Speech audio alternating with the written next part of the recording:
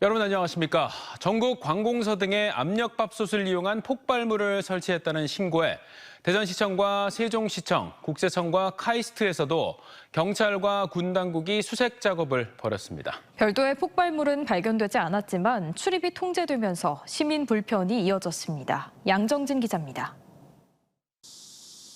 경찰 특공대가 시청에 들어오는 차량의 트렁크 안쪽을 구석구석 살핍니다. 대전시청에 폭발물을 설치했다는 협박 메일이 발송돼 수색 작업을 벌인 겁니다. 트렁크 열라, 쳤어라, 폭발물이 있냐? 그렇게 물어보 들어서 이제 안정이라고 그 얘기만 하고. 이메일엔 대검찰청과 전국의 시청, 유명 대학 등에 압력밥솥을 이용한 폭탄을 설치해 터뜨리겠다는 내용이 적혀 있었습니다. 대전시청과 세종시청, 카이스트, 국세청 등에서 경찰 특공대와 군 병력이 혹시 모를 폭발물 수색에 나섰습니다. 대전시는 2시간 반 동안 청사 출입구를 통제하고 방문자들의 신분을 검사하는 등 검문을 강화했습니다. 업무를 보러 온 시민들도 한동안 불편을 겪어야 했습니다.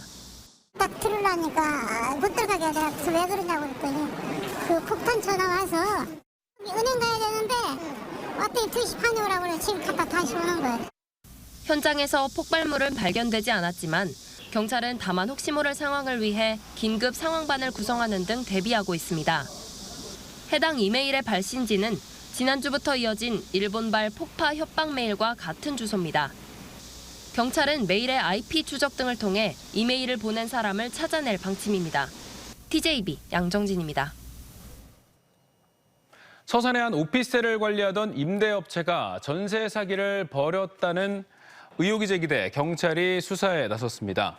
서산경찰서는 서산시 읍내동의 한 오피스텔에서 집주인에게 임대료를 주는 조건으로 임대차 계약을 관리하던 업체가 50여 가구 집주인에게 수개월간 임대료를 지급하지 않은 혐의로 업체 대표 30대 A씨를 입건해 조사하고 있습니다. 경찰은 A씨가 집주인에겐 월세 계약이라고 한 뒤 임차인에게 전세 계약을 맺는 등 이중 계약을 한 정황도 있다며 피해 보호를 위해 계좌 동결 조처에 나섰습니다. 현직 부여 군의원의 아내가 수억 원대 투자 사기에 연루돼 경찰이 수사에 나섰습니다. 부여경찰서는 지난 14일 부여 군의원 A씨의 부인 B씨가 지인들을 상대로 귀금속에 투자하면 수익금을 나눠주겠다고 속여 투자금을 가로챈 뒤 연락이 두절됐다는 고소장이 접수돼 조사 중입니다. 경찰은 피해자들이 B씨가 금은방을 운영할 뿐만 아니라 남편도 현직 군의원이어서 믿고 투자한 것으로 보고 있으며 최소 7명이 10억여 원의 피해를 입은 것으로 파악하고 B씨에게 소환 조사를 통보할 예정입니다.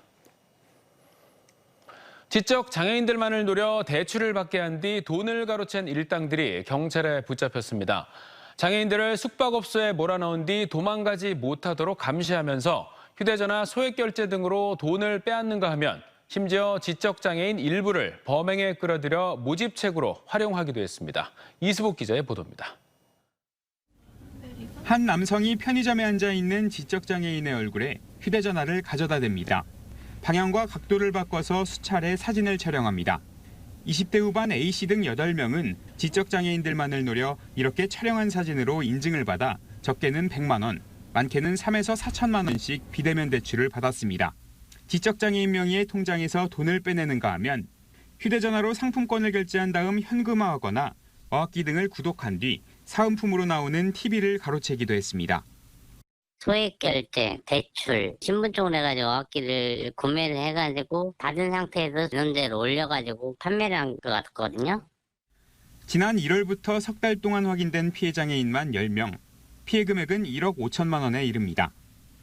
이들은 심지어 지적장애인들을 대전의 한 숙박업소에 투숙시킨 뒤 도망가지 못하도록 감시하면서 이 같은 범행을 저지른 것으로 조사됐습니다. 지적장애인들을 범죄 구렁텅이로 끌어들이기도 했습니다. 지적장애인 중 한 명을 일당에 끌어들인 뒤 같은 장애학교 출신 다른 지적장애인을 모집하는 역할에 이용한 겁니다.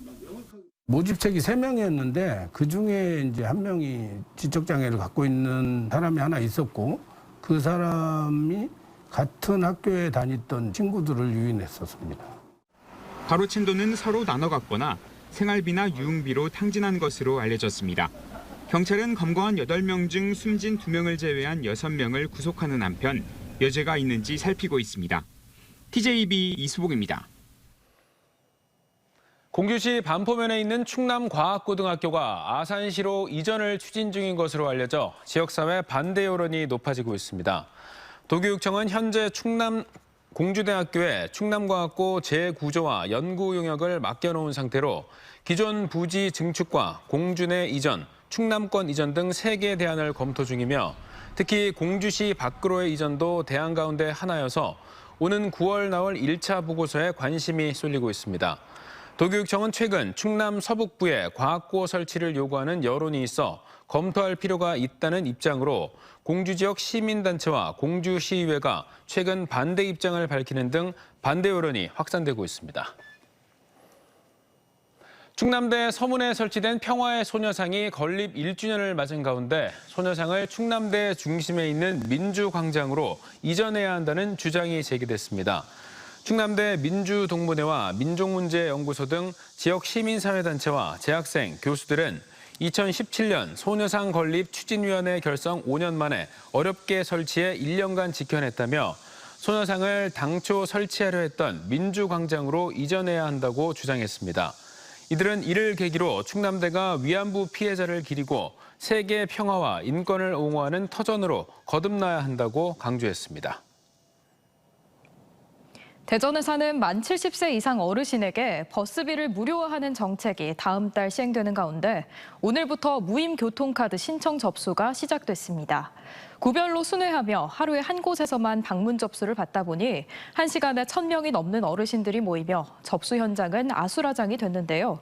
대전시는 뒤늦게 접수처를 즉각 확인하고 인력 배치를 늘리기로 했습니다. 김철진 기자입니다. 구청 대강당이 수백 명의 사람들로 가득합니다. 앉을 자리조차 없어 어르신 일부는 바닥에 앉거나 벽면을 따라 줄지어 서 있습니다. 대전 지역 15만 3천여 명의 만 70세 이상 어르신들을 대상으로 한 무임 교통카드 발급 신청 첫날, 유일한 방문 접수처였던 구청 대강당에 수많은 인파가 몰린 겁니다.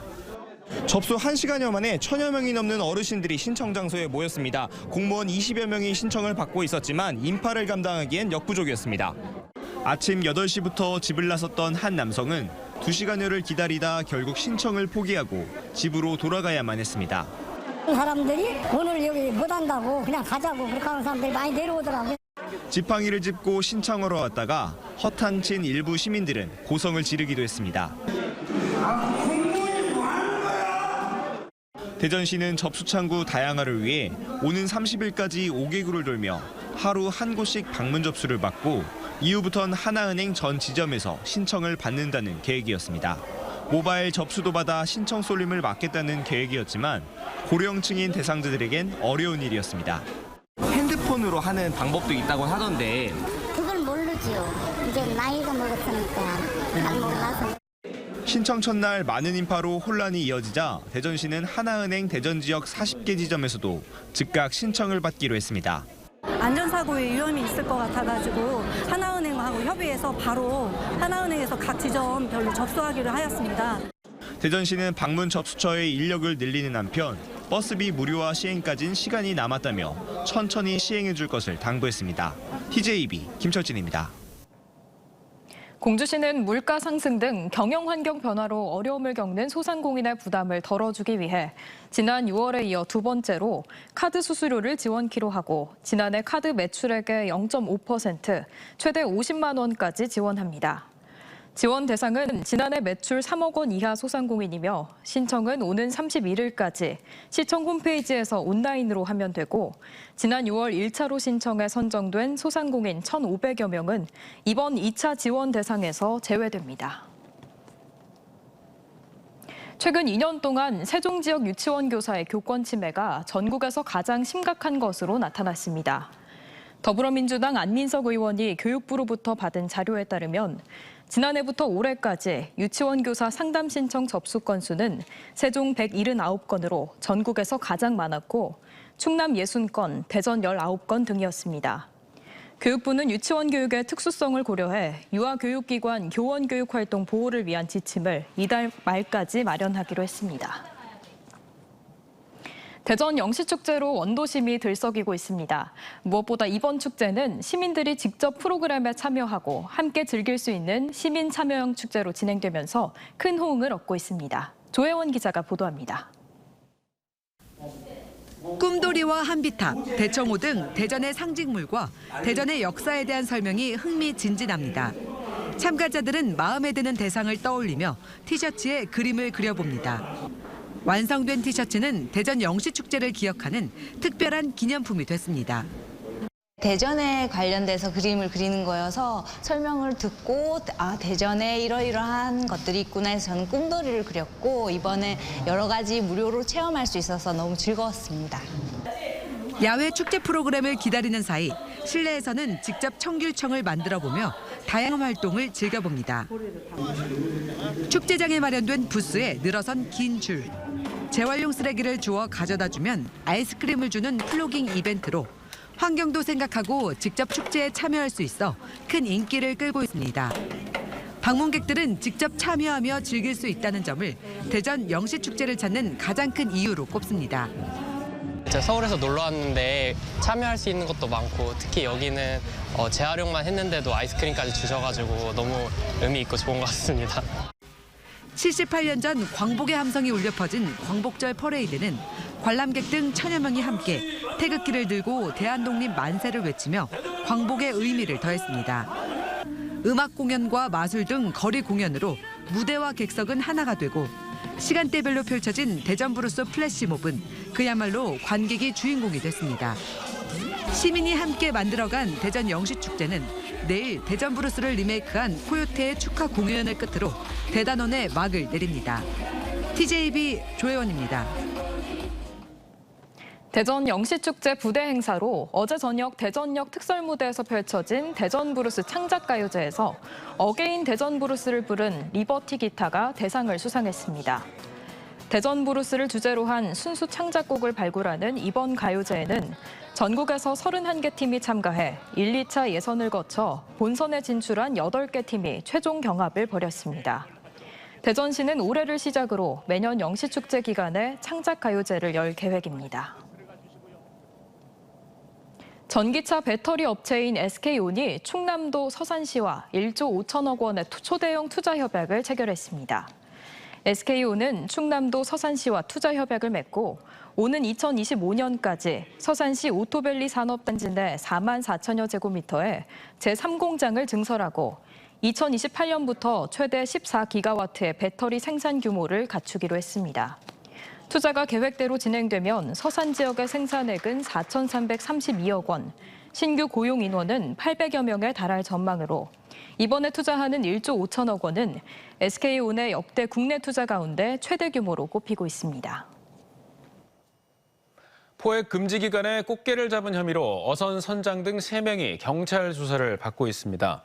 태안해양경찰은 어제 오후 6시쯤 83톤 규모 근해 통발 어선을 이용해 불법으로 꽃게 314박스 3톤을 조업한 혐의로 50대 선장 A씨 등 3명을 붙잡아 조사하고 있습니다. 수산자원관리법상 꽃게는 지난 6월부터 이번 달 20일까지 포획이나 채취가 금지돼 있으며 이를 어기는 어선은 2년 이하 징역 또는 2천만 원 이하의 벌금에 처해질 수 있습니다. 대전시는 오는 18일부터 20일까지 보문산 숲속 공연장에서 숲속의 열린 음악회를 개최합니다. 올해로 10회째를 맞는 보문산 숲속의 열린 음악회에는 다양한 장르의 춤으로 구성된 성윤숙 스피드 댄스 공연을 시작으로 VOS와 박기영, 바이올리니스트 데니구 등이 출연할 예정입니다.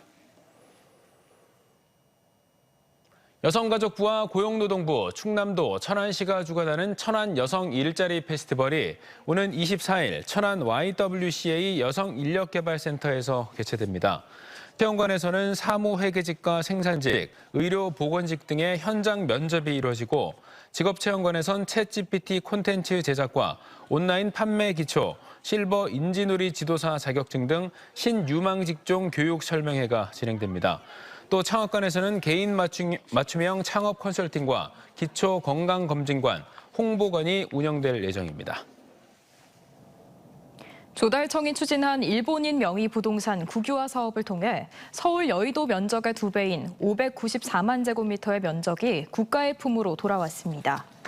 조달청은 지난 2012년부터 지적공부와 등기부등본에 일본인이나 일본 기관, 법인 명의로 남아있는 부동산 5만 3천여 필지를 발굴했고 국유화 가능한 귀속재산으로 확인된 7,500여 필지 가운데 7,003필지, 569만 제곱미터에 이르는 땅을 국가에 귀속시켰습니다. 또 귀속 재산을 부당한 방법으로 사유화한 은닉 의심 재산을 추적해 173필지, 23만 제곱미터를 환수했습니다. 이로써 지금까지 모두 594제곱미터, 공시지가 1,690억 원 규모의 일본인 명의 부동산을 국유화했고 나머지 63만 제곱미터도 국유화 절차를 밟고 있습니다. 제17회 삼길포 우럭축제가 오는 26일부터 이틀간 서산시 대산읍 삼길포항 일원에서 개최됩니다. 이번 축제는 신선한 수산물을 구매할 수 있는 깜짝 수산물 경매와 맨손 붕장어 잡기, 독살 체험, 에어바운스 등 다양한 프로그램과 함께 인기 가수들의 공연과 불꽃 축제가 펼쳐질 예정입니다. 서산시는 오는 2025년 준공을 목표로 양대동에 조성하는 쓰레기 소각장에 94m 높이의 전망대를 설치해 서산시 랜드마크로 만들겠다고 밝혔습니다. 양대동 소각장 전망대는 주변 도비산과 가야산, 간월호 철새 도래지 등을 360도로 조망할 수 있으며 소각장엔 어드벤처 슬라이드와 미디어 터널 등 체험 관광 시설도 갖출 예정입니다.